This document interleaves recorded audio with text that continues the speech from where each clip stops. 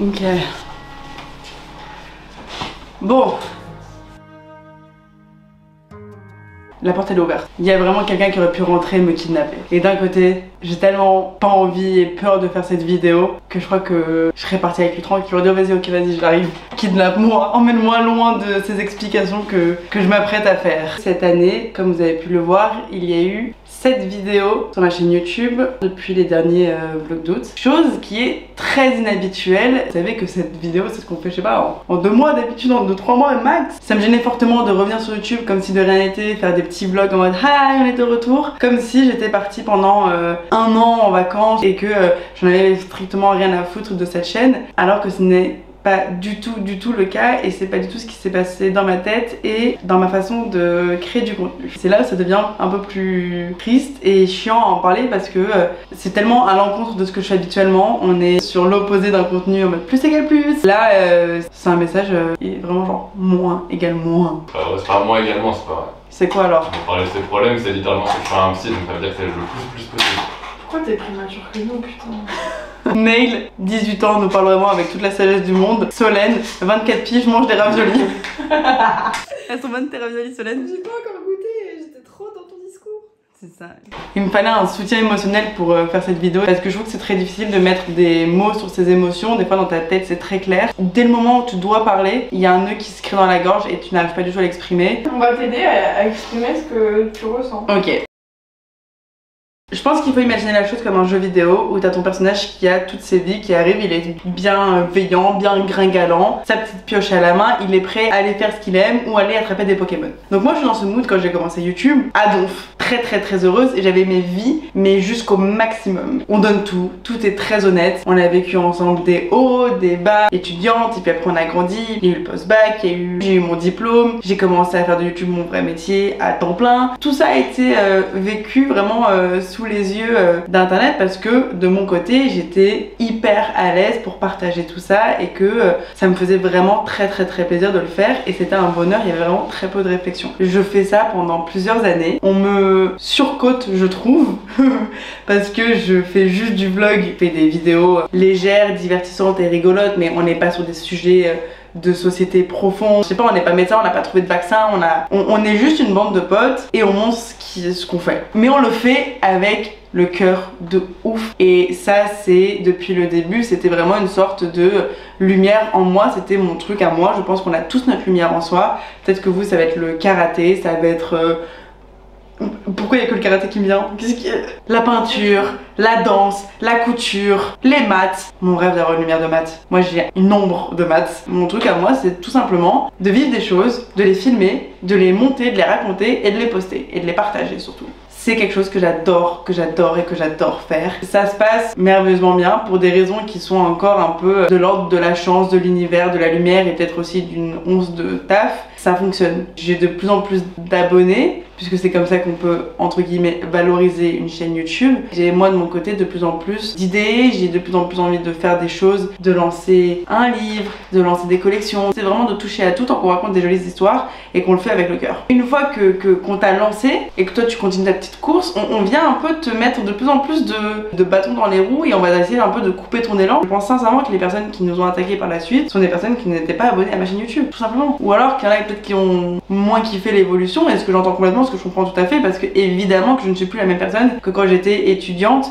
avec mes petits boulots et que je rêvais de travailler dans la mode. Et heureusement, parce que j'avais une vision de la vie qui est pas du tout celle que j'ai aujourd'hui. Tu grandis, tu commences à avoir des étapes de la vie qui font aussi que tu prends en maturité. On arrive sur Terre, c'est pour grandir, donc autant l'accepter. Les bases restent les mêmes, les fondations sont les mêmes, on a juste des sacs qui coûtent plus cher. Non mais c'est vrai, c'est pas la première fois que des gens avaient des choses à dire à mon sujet. Ça fait partie du jeu parce que quand tu t'exposes ta vie, tu le sais. Je vais pas pleurer en mode ouin ouin pourquoi on parle de moi alors que tu fais tout pour qu'on parle de toi finalement, puisque t'es en train de créer du contenu, tu t'exposes sur internet. Si tu veux pas qu'on parle de toi, bah tu fais tes vidéos mais tu les postes en privé. Donc je connais les règles du jeu. Ce qui est assez particulier, c'est que quand tu fais des vidéos qui sont plus basées sur le lifestyle, on va venir t'attaquer sur des choses qui sont très personnelles étant donné que tu montres ta vie personnelle. Et c'est pour ça qu'il y a plein de vidéastes qui mettent leur vie privée vraiment entre 4 murs et qui les partagent absolument pas sur internet, ce que je comprends tout à fait, puisque du coup t'es un peu plus vulnérable quand tu montres ta vie personnelle. Sauf que moi j'arrive dans ce game en étant bien moins consciente qu'aujourd'hui, mais bon voilà, je suis pas non plus la teubée du coin et naïve, je sais que on va m'attaquer sur certains points. se passe l'été dernier. On faisait les vlogs, comme à notre habitude, les vlogs d'août. Mi-août, sauce Twitter. Je pensais avoir vécu des sauces sur internet et que j'étais bien préparée mentalement et psychologiquement pour ça, que ça allait pas casser mon ambition ou que ça allait pas casser mes envies. Mais là, l'été dernier, ça arrivait en plein fouet parce que c'était un peu comme dans les Marseillais. Tu vas raconter une histoire, elle sera déformée, répétée et amplifiée. Et donc du coup, j'ai vu le remix de ma life sur internet. Je pense que ça partait d'une bonne intention, de mettre la lumière sur quelque chose, mais que c'est parti en telle cacahuète que je me suis pris une patate le jour où la haine que je connaissais, qui était habituellement que sur internet, quand on te dit oui mais c'est que quelques zozos sur Twitter, là tout ça, ça a été très réel et ça a pris 100% de mon énergie puisqu'on a dépassé le monde virtuel pour aller devant chez ma mère afin d'appuyer sur l'interphone pour l'harceler encore et encore, de l'appeler au téléphone tellement de fois jusqu'au moment où elle coupe sa ligne parce que c'était trop et que dès que tu décrochais tu disais ouais votre fille c'est une grosse pute. Tout ça, ça a duré 3 jours sur Twitter mais ensuite tout le monde passe à autre chose. Sauf que moi, ce coup là n'a pas duré 3 jours mais ça m'a miné, ça m'a vraiment fait beaucoup de mal parce que évidemment t'as peur pour ta sécurité et pire, genre en gros tu dis s'il m'arrive quelque chose ok mais imagine il se passe quelque chose à tes proches juste parce que tu fais des vlogs sur internet et il y a un truc qui commence un peu à se déformer dans ta tête, tu te dis mais tes proches c'est la chose numéro 1 dans ton cœur, imagine il se passe quoi que ce soit en fait. Donc je perds quelques vies de mon jeu vidéo et je me dis bon écoute c'est juste une petite passade, avec mon chéri on va grimper le Kilimanjaro, allez Seb on y va, j'en avais trop besoin, on fait une coupure, expérience la plus géniale de ma life et je me dis allez c'est bon on rentre et donc du coup je me dis allez hop là Léna tu sèches tes larmes, c'est pas le jour de la maison, rappelle-toi t'es une meuf plutôt sympa à la base, on va continuer de faire des vidéos sympas. Cut un mois plus tard, les frontières de l'Amérique réouvrent, on va à Los Angeles, j'ai envie de montrer à Seb à quel point j'aime, qu'est-ce que je veux faire là-bas, les idées que j'avais, qu'il y a plein de choses qui m'inspirent par la Californie. Il y a plein de choses que je déteste aussi, mais il y a plein de choses que je trouve assez inspirantes. On part dans ce voyage qui était prévu depuis très longtemps, puisque vous savez, les frontières des États-Unis c'était fermé pendant méga longtemps. Ça tombe pendant une invitation d'une cérémonie à laquelle j'étais invitée. Cette cérémonie, c'est le Ballon d'Or. Pour ceux qui savent pas, c'est genre les Energy Music Awards du football. C'est les Grammys du football. Je comprends que pour beaucoup, le Ballon d'Or c'est une cérémonie qui est hyper importante, qui est géniale, c'est peut-être votre Met Gala à vous, moi pour le Met Gala, je remue ça et les terres pour y aller. Mais pour le Ballon d'Or, non. Folie sur l'internet. Je vous ai fait un petit best-of. Les femmes de nos jours, bande de salopes. Je suis énervée, elle est conne ou quoi cette pétasse? Comment? J'ai envie de lui mettre des bonnes grosses droites dans sa gueule à celle-là. C'est hardcore. J'espère de tout cœur que Seb va la tromper. Vraiment de la peine pour Seb en vrai. Il mérite pas ça. Quelle sorcière cette meuf, elle veut pas son bonheur. Je lui aurais envoyé un crochet dans la gencive, sérieux. Mais mettez-la au cachot, cette immense pute. C'est la pire. Ah ouais, vraiment du fond du cœur. Nique ta belle tante. Tu peux juste remettre ton téléphone et tu passes à autre chose. Mais ça va être toute la haine qu'on va envoyer à tes proches. T'as des dizaines de mecs et de nanas aussi. Ce qui m'a un petit peu désespérée, c'est qu'il y avait pas mal de meufs aussi qui sont rentrées dans ça, alors que je pensais que un peu de sororité, tu vois. Des messages qu'on vient de dire, tu sais, à ton mec, elle avait quitté depuis genre presque 3 ans. Largue ta meuf, c'est une pute, elle te respecte pas, elle ne t'aime pas. On a envoyé des profils de meufs à Seb pour dire je peux te la présenter. Moi c'est de mettre de la raison sur des choses qui sont complètement irrationnelles, comme aller chez la daronne de quelqu'un pour l'insulter. Quand je suis dans la rue, que je suis sur ma trotte et qu'il y a des mecs qui viennent m'arrêter qui disent on peut faire un snap, les mecs sont là tout souriants et puis après une fois que le snap est allumé, ils disent regardez avec qui on est, Léna la grosse pute de Seb la frite, on te déteste, et que moi je suis comme ça en train de faire le snap en mode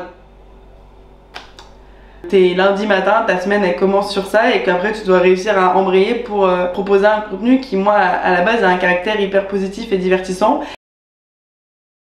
Encore une semaine après, tout ça s'est passé vraiment en l'espace d'un mois. New York.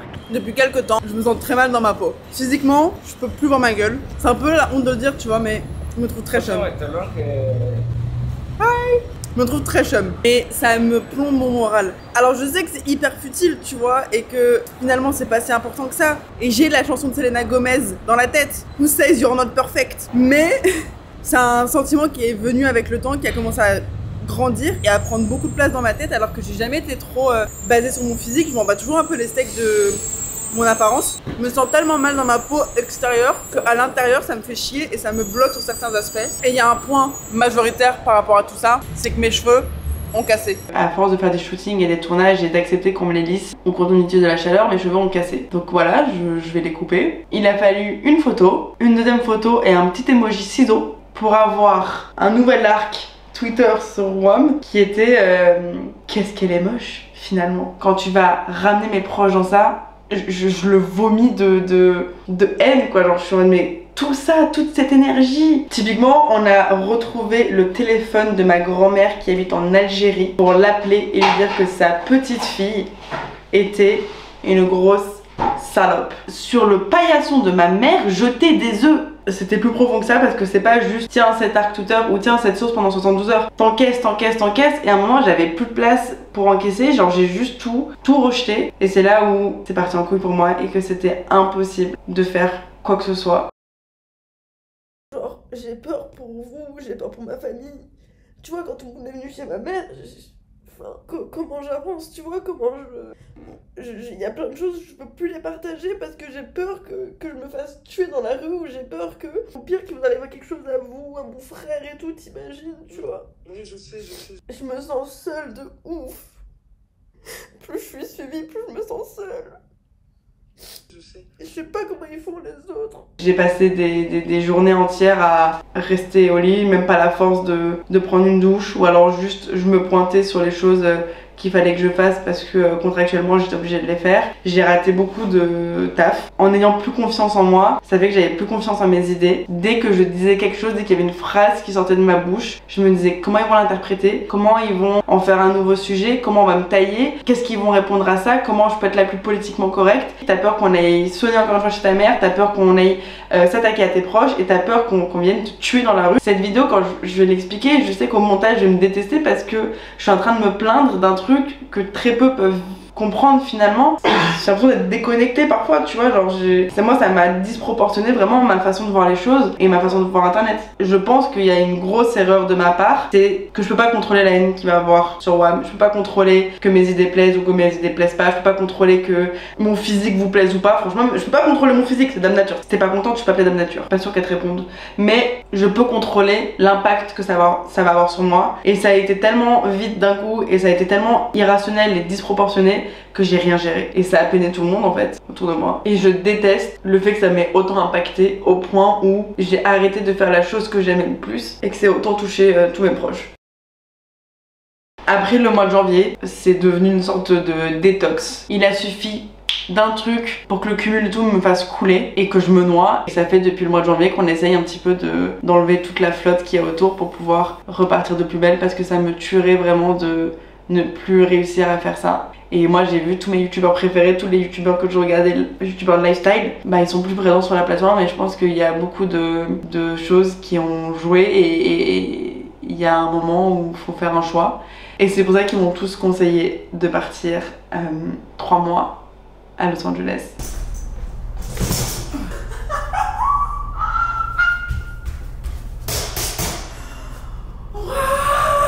Pour juste digérer déjà tout ce qui s'était passé et tout simplement de se remettre petit à petit le pied à l'étrier. Je m'adresse aux personnes qui sont là, qui me soutiennent et qui souhaitent que ça continue tout simplement. Le petit moment cool que c'était de faire 20 minutes de vidéo, que ce soit peu importe où vous les regardez ou moi peu importe où est-ce que je les crée et ça me paraît impossible en fait d'entamer une nouvelle saison des vlogs d'août sans dire tout ce que j'avais sur le cœur. YouTube a été mon bébé pendant des années et que là ça m'a glissé entre les doigts tellement il y a eu d'informations autour de ça et que là je viens reprendre la garde de mes enfants. Et j'invite les autres qui se permettent de critiquer ma mif, les harceler mon audience aussi parce que je les vois. On attaque Léna, on attaque toute son audience aussi. Je vous invite tous à aller vous faire foutre. Nous, on va aller passer un bel été. C'est hors de question que ça continue. Ça m'a vraiment trop brisé, ça m'a trop miné. Alors que on m'a enlevé une des encres de ma personnalité qui était d'être une personne positive. Je suis devenue un trou noir à émotions. J'en voyais plus le bout. Heureusement que j'étais bien entourée. Sinon, je sais pas ce qui se serait passé.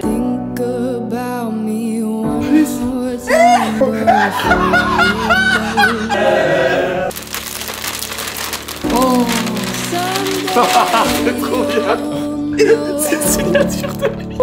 Oh mon Dieu. Someday you'll know. You know what I'm going to say. I've been feeling this way for far too long. c'est à mon tour maintenant de mettre le holà et de fermer la porte à toute la haine qu'on a reçue, à toutes les dingueries qu'on puisse passer, pour l'ouvrir uniquement aux personnes qui souhaitent kiffer, regarder des petits vlogs sympas. Encore une fois, on n'est pas parfait, on cherche pas à l'être et on le saura peut-être jamais. On veut grandir, on veut évoluer, on a plein de choses à proposer. Maintenant, on enchaîne. Ça, c'est fini. Toi, tu tournes la page. Allez, next. On a coché un truc dans la liste. Ce qui me fait chier, c'est que j'arrive pas à mettre de la raison sur ça. Des fois, j'ai l'impression que c'est juste parce que je suis là et parce que je suis une meuf ou parce que. Bah, c'est exactement ça. Dans une vidéo où on va être plusieurs, on va être avec des mecs qui vont faire que péter, ils vont faire des blagues salaces, etc. Le top tout, c'est bah pourquoi elle a mis une robe pour la vidéo? Ouais. Quelle pute! Mais nique ta race! Voilà! Coucou papa! Il y a un vieux proverbe qui dit les chiens aboient, la caravane passe. Toi tu fais ton chemin. Ça avance et puis les chiens, mais la caravane elle continue son chemin. Merci d'avoir attendu, merci d'avoir regardé cette vidéo en entier déjà, parce que c'est-à-dire que cette histoire vous souhaitez l'entendre. Et allons dans cette caravane.